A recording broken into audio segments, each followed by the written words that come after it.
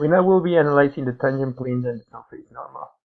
But for this, we will first analyze these concepts of tangent and normal for a bidimensional curve. So, for instance, let's suppose we have a curve that is something like this in the xy plane, and we're wanting to evaluate the tangent at this point here.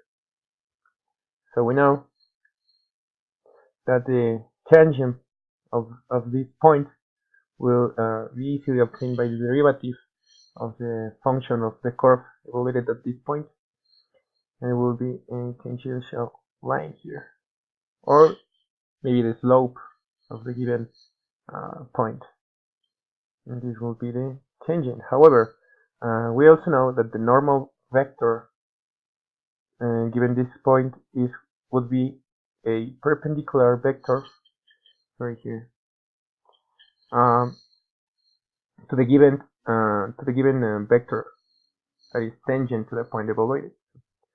The tangent and the normal vector are both vectors, and as such, the vector, sorry about that, the normal vector will be perpendicular to the tangent vector. So this angle here will be of 90 degrees. However, for a curve, this is a little bit different, but not that much. Suppose we have this here, so this is x and y. And now we are having a curve. Alright, and we are willing to obtain the tangent here at this point, or maybe the tangent here at this point. This will now no longer be a tangent vector, but it will instead be a tangent plane. So we will have something like this that will be touching the curve at this point. So this is a tangent plane. And the normal vector will be a vector that will be perpendicular to any vector that can be conformed here in the plane. This is a normal vector. Alright, so we can easily obtain this tangent vector. For instance, if we have a parametric representation of the curve depending on u and b as the derivative of this parametric representation, it will give us the tangent of this parametric curve. But also, we can easily obtain the normal vector as the cross product of the partial derivative of the parametric representation of the curve at u dot cross product with the partial derivative of the parametric representation of the curve at the b, evaluated at b. And hence we can also obtain a unitary normal vector easily by calculating the normal vector divided by its magnitude. And this will give us a vector whose magnitude will be always 1. So now, here are the two main concepts important for this topic: how to obtain a tangent plane to a given surface, and a normal vector perpendicular to that tangent. So let's make an example. We are asked to obtain the normal vector of this plane. So just to make another important notice here, let's suppose we have a curve.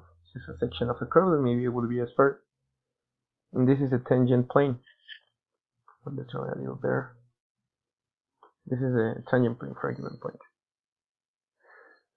So if this surface is represented by a parametric representation depending on u and b, we can get a tangent vector Ru and a tangent vector Rv that would be part of this tangent plane. But we know also by definition that the cross product of these both tangent planes, vectors, will give us a normal vector between both of them. So this will give us a normal vector. And this indeed is the normal vector of the surface.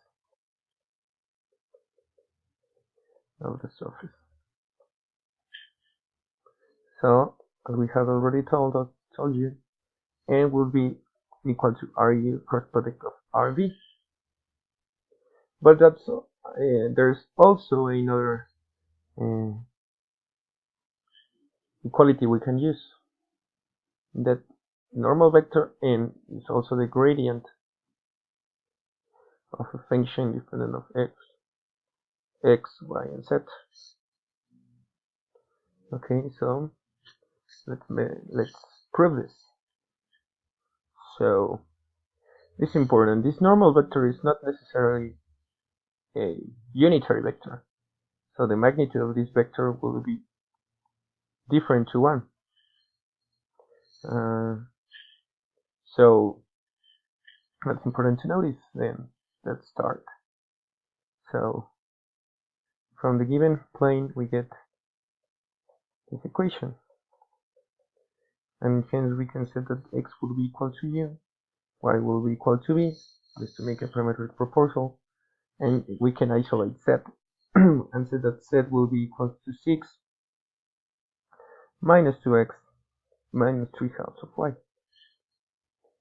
And substituting u and v, we get that c is equal to 6 minus 2u minus 3/2 of v. Hence, we get a parametric representation dependent of u and v equals to u, v, 6 minus 2 minus 3/2 of v. Okay, so now we can get the partial derivative with respect to u, and this will be 1, 0, so this is u, and for instance, this is b minus 2, and r of b will be equal to 0, 1, minus 3/2. Okay, now we can make the cross product. So let's do it. Ru cross product Rv is equal to I1, 0, J0, 1, and K minus 2 minus 3/2. The determinant of this will be equal to I in the determinant of 0 minus 2, 1 minus 3/2 plus J 1 minus 2, 0 minus 3/2 plus, sorry, it's not plus, minus, plus K 1, 0, 0, 1. Okay, let's make these calculations. So this will give us 2i and minus,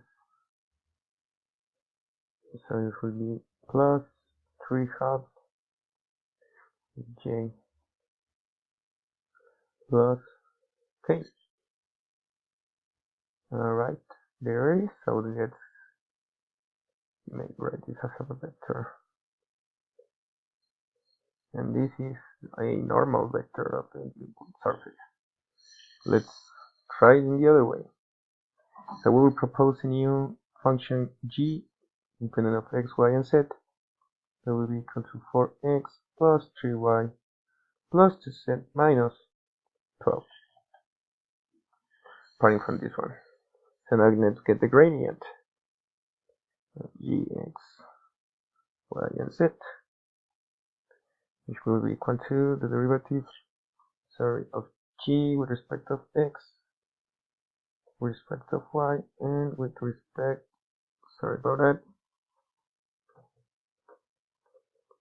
g with respect of z. So it's easy to obtain this. We'll see what this is 4, 3, comma 2.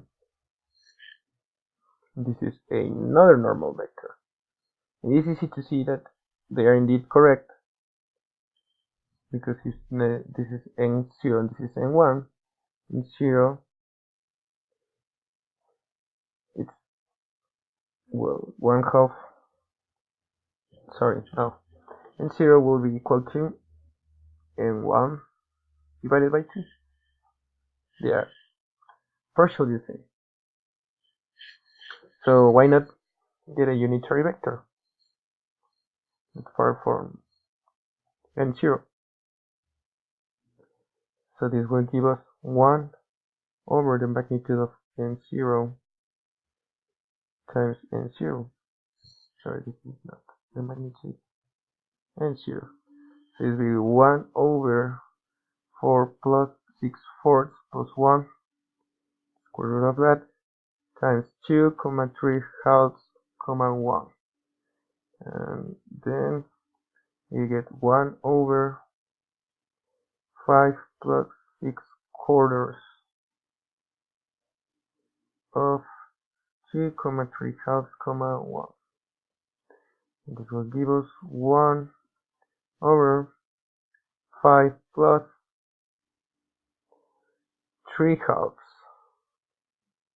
of 2, 3/2, 1. And there it is. That is a normal vector, a unitary normal vector for the given curve. So that's some examples of tangent and normal vectors.